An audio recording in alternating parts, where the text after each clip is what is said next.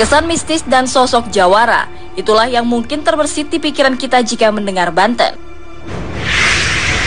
Sebuah wilayah yang pernah memiliki peranan penting dalam sejarah Nusantara. Pada masa lalu, Kerajaan Banten memiliki status istimewa, yaitu pusat dari kekuatan mistis yang menyeimbangkan kekuasaan. Tak heran jika bangsa lain pada masa itu sangat menghormati supremasi Kerajaan Banten dan para jawaranya. Kini Banten hanyalah sisa-sisa dari kejayaan masa lalu. Nah pemirsa, apa yang akan ditemukan tim Misteri Tukul dalam mengais sisa-sisa kejayaan itu di Banten lama?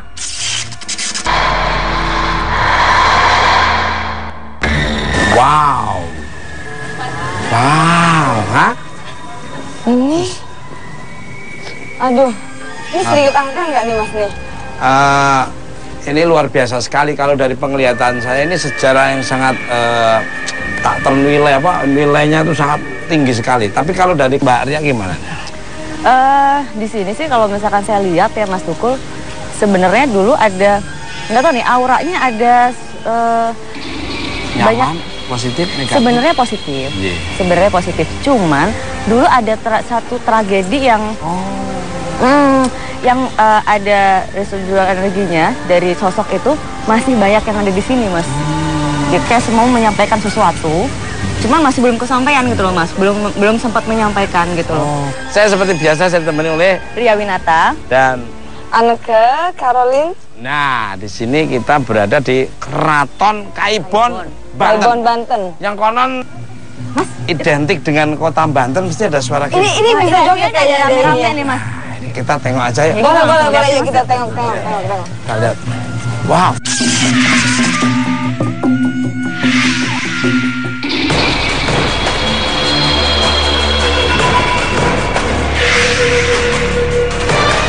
Dari sekian banyak ilmu kanuragan dan kesaktian, tidak ada yang menyangkal bahwa debus adalah salah satu ilmu kebal yang sangat akrab di telinga orang Indonesia. Debus merupakan ilmu kanuragan yang sudah ada sejak abad ke-16 sebagai bagian dari kesaktian para sultan-sultan Banten. Ada beberapa versi tentang asal-usul debus. Salah satu versi mengatakan debus adalah warisan dari Sultan Maulana Hasanuddin, Sultan pertama Banten yang sangat disegani pribumi Portugis maupun Belanda. Ada pula versi lain yang mengatakan bahwa debus itu berasal dari tarikat Rifaiyah, sebuah tarikat yang dinisbatkan kepada Syekh Ahmad Rifai Al-Baghdadi. Beliau menguji kualitas zikir para muridnya dengan melakukan tindakan ganjil seperti menusukkan besi tajam, menyulut dengan bara api, maupun memukul muridnya dengan benda keras.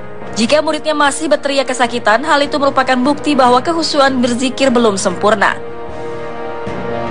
Namun apa sebenarnya makna debus bagi warga sekitar? Apakah identik dengan ilmu putih atau ilmu hitam? Kayak ilmu hitam itu mungkin ada lah. Debus itu ada yang pakai ilmu, ada juga yang tidak. Saya pernah melihat debus itu. Yang paling mengerikan adalah pakai tusuk adat itu, terus dengan beling segala macam gitu kan. Nah, menurut saya debus itu tidak ada kaitan dengan ilmu hitam. Tidak sedikit orang yang mengaitkan debus dengan kesaktian para jawara. Jawara sejati identik dengan ilmu bela diri yang tinggi dan kemampuan memanipulasi kekuatan supranatural, termasuk menangkal berbagai serangan gaib dari lawan. Sulitnya mempelajari ilmu debus banyak menyebabkan para jawara bertumbangan, sehingga hanya segelintir orang saja yang sangat ahli dan mewarisi ilmu ini.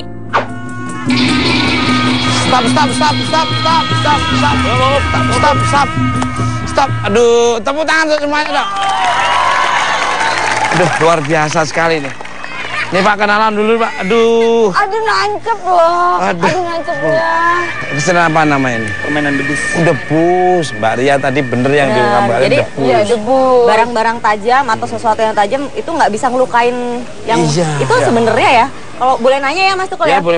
Sejarahnya sebenarnya itu kalau misalkan debus, kenapa mereka ada ilmu tersendiri atau mempelajari atau bagaimana? Ada pilihan Ada aura mistisnya sampai nggak bisa tergores sama benda tajam. Ada, kan kita jihadan ada, coba ada. Tergantung kita yang mau makainya apa. Debus itu ritualnya seperti apa? Debus itu ritualnya seperti zikir. Harus menjalankan yang sholat yang 5 waktu itu. Contohnya itu. Oh Mas Tukul boleh tanya nggak?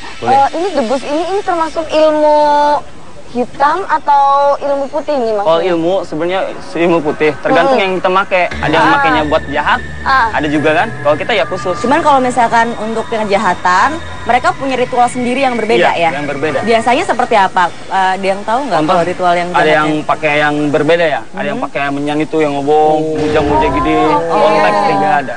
Dengan bercara berbeda. Jadi kali ini nggak perlu kayak gitu-gitu ya? Enggak. Kita cukup minta sama Allah, minta doanya gitu aja. Kelas yang paling bawah apa, paling tengah apa, yang tinggi apa, yang bawah itu biasanya apa? Kalau paling bawah kita paling silat. Oh, silat. Silat. Main dikit. Main dikit, nih atasnya permainan debus. Oke. Next, golok. Tusuk jarum. Oh, silat berarti yang Ya. Yang Paling tinggi? paling tinggi itu permainan debus. Waduh, Levelnya.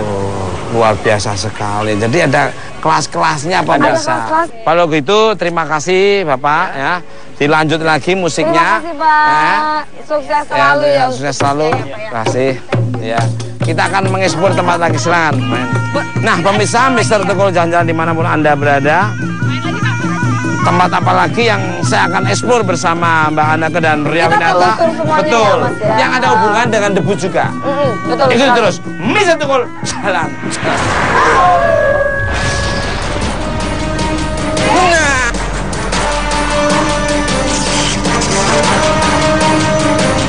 Belanda. Ada pula versi lain yang mengatakan bahwa debus itu berasal dari tarikat Rifaiyah, sebuah tarikat yang dinisbatkan kepada Syekh Ahmad Rifai Al-Baghdadi. Beliau menguji kualitas zikir para muridnya dengan melakukan tindakan ganjil seperti menusukkan besi tajam, menyulut dengan bara api, maupun memukul muridnya dengan benda keras. Jika muridnya masih berteriak kesakitan, hal itu merupakan bukti bahwa kehusuan berzikir belum sempurna. Namun apa sebenarnya makna debus bagi warga sekitar? Apakah identik dengan ilmu putih atau ilmu hitam? Kayak ilmu hitam itu mungkin ada lah. Debus itu ada yang pakai ilmu, ada juga yang tidak. Saya pernah melihat debus itu. Yang paling mengerikan adalah pakai tusuk adat itu, terus dengan beling segala macam gitu kan. Nah, menurut saya debus itu tidak ada kaitan dengan ilmu hitam. Tidak sedikit orang yang mengaitkan debus dengan kesaktian para jawara. Jawara sejati identik dengan ilmu bela diri yang tinggi dan kemampuan memanipulasi kekuatan supranatural, termasuk menangkal berbagai serangan gaib dari lawan. Sulitnya mempelajari ilmu debus banyak menyebabkan para jawara bertumbangan, sehingga hanya segelintir orang saja yang sangat ahli dan mewarisi ilmu ini.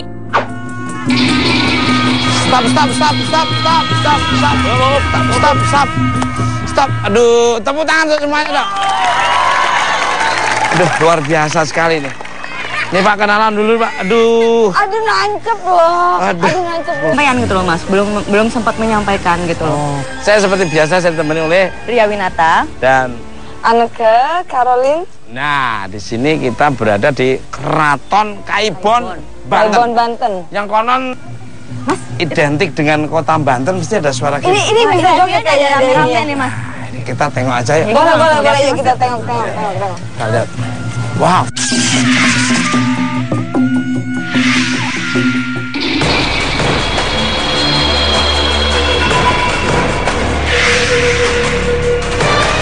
Dari sekian banyak ilmu kanuragan dan kesaktian, tidak ada yang menyangkal bahwa debus adalah salah satu ilmu kebal yang sangat akrab di telinga orang Indonesia. Debus merupakan ilmu kanuragan yang sudah ada sejak abad ke-16 sebagai bagian dari kesaktian para sultan-sultan Banten. Ada beberapa versi tentang asal-usul debus. Salah satu versi mengatakan debus adalah warisan dari Sultan Maulana Hasanuddin, Sultan pertama Banten yang sangat disegani pribumi Portugis maupun Belanda. Ada pula versi lain yang mengatakan bahwa debus itu berasal dari tarikat Rifaiyah, sebuah tarikat yang dinisbatkan kepada Syekh Ahmad Rifai Al-Baghdadi. Beliau menguji kualitas zikir para muridnya dengan melakukan tindakan ganjil seperti menusukkan besi tajam, menyulut dengan bara api, maupun memukul muridnya dengan benda keras. Jika muridnya masih berteriak kesakitan, hal itu merupakan bukti bahwa kehusuan berzikir